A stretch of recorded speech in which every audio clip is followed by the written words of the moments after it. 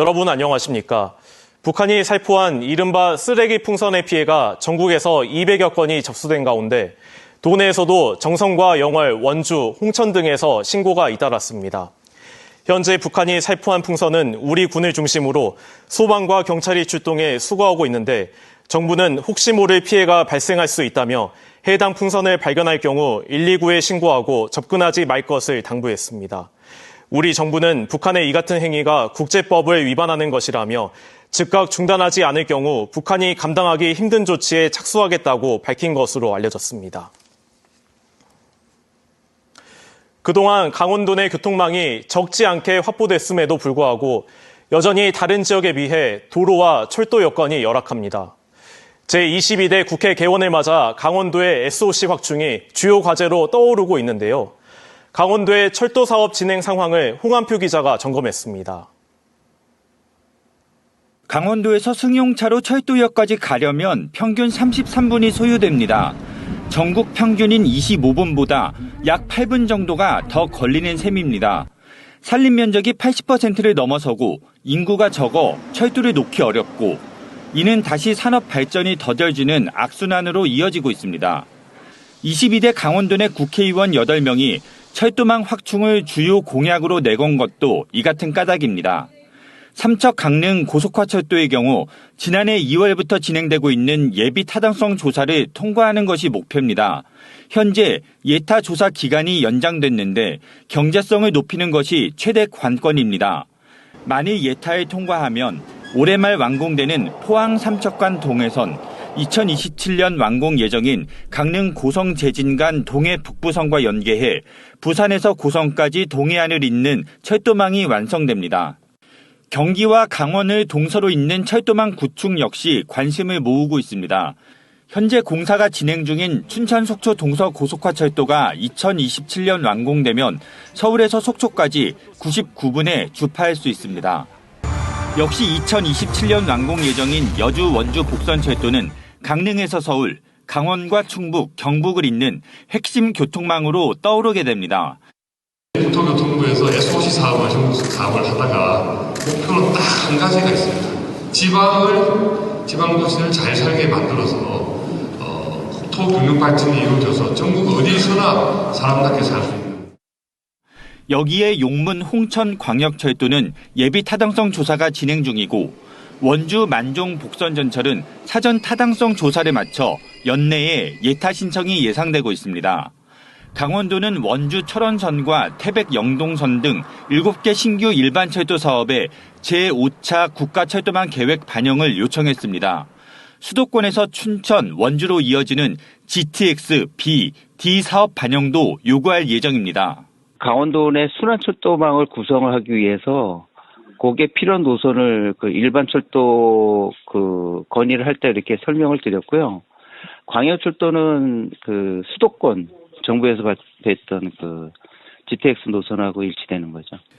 강원도는 10제형 철도 교통망을 갖추기 위해 강원철도 SOC 사업 중장기 계획 수립 용역을 추진합니다. MBC 뉴스 홍한표입니다.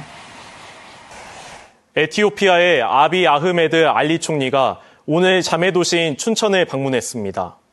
아비 아흐메드 알리 총리는 에티오피아의 한국전 참전 기념탑에 참배한 뒤 한국전 참전 전시관을 관람하고 방문을 환영하는 부채춤 공연을 감상했습니다.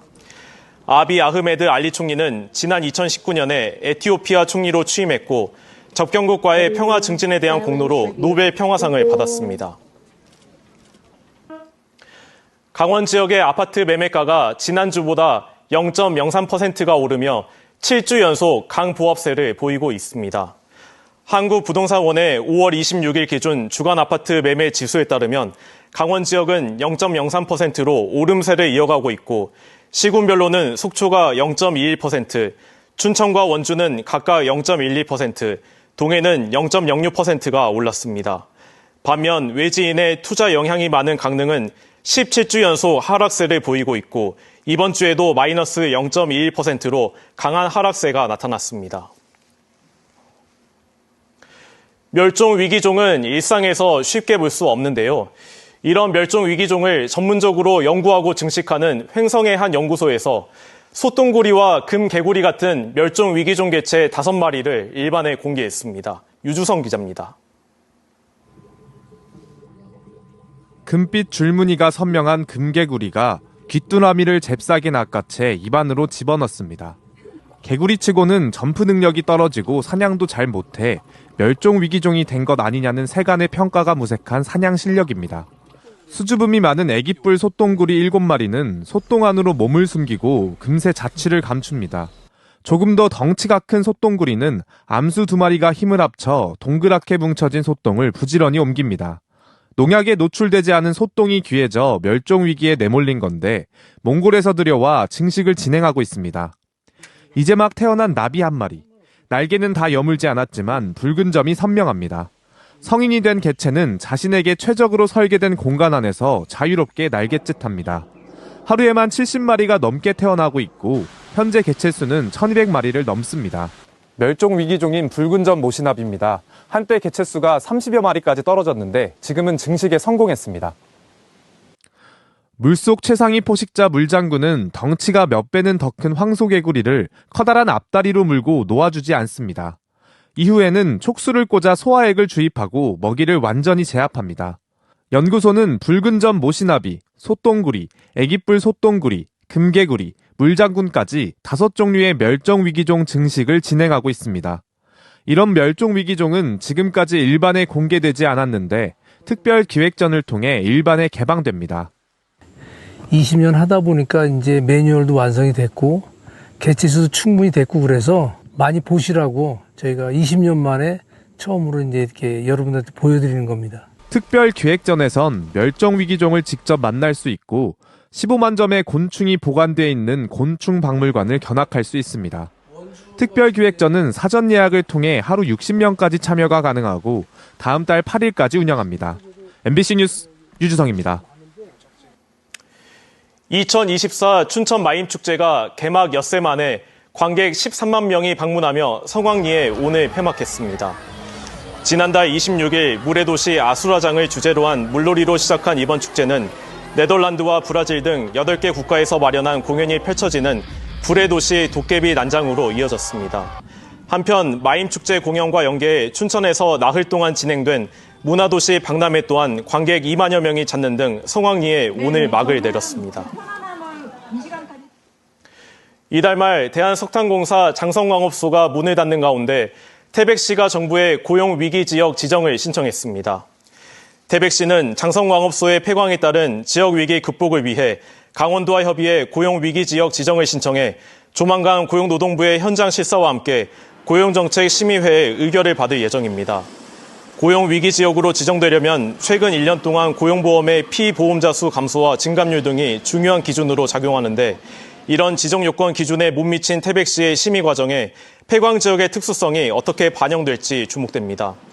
한편 고용위기 지역으로 지정되면 고용 안정과 일자리 창출 등의 사업에 최대 5년 동안 연간 최대 300억 원 규모의 국비를 지원받을 수 있습니다. 강원FC가 제주 유나이티드를 완파하고 하루 만에 다시 4위로 순위를 끌어올렸습니다. 강원은 오늘 제주 월드컵 경기장에서 열린 제주 유나이티드와의 리그 16차전에서 전반전 송중석과 야구의 연속골에 힘입어 후반에 한 골을 만회한 제주를 2대1로 꺾고 어제 수원FC에 내줬던 4위 자리를 되찾았습니다. 강원은 2주간의 A매치 휴식기를 거친 뒤 오는 15일 토요일 저녁 8시에 춘천 송암 스포츠타운에서 치열하게 상위권 경쟁을 벌이고 있는 수원FC와 리그 17차전을 치릅니다. 오는 5일 환경의 날을 맞아 강원 환경감시단이 원주 서곡천 일대의 생태교란 중 식물 제거에 나섰습니다. 강원 환경감시단 회원 10명은 원주시 판부면 서곡리의 서곡천 일대 1km 구간의 천변 등에서 토종 생태계를 교란하는 걸로 알려진 외래 식물을 제거하고 환경의 날의 의미를 되새겼습니다. 환경의 날은 지난 1972년 스웨덴에서 열린 유엔 인간 환경회의에서 제정된 날로 우리나라에서는 지난 1996년부터 법정 기념일로 지정됐습니다. 이상으로 강원 뉴스 마칩니다. 고맙습니다.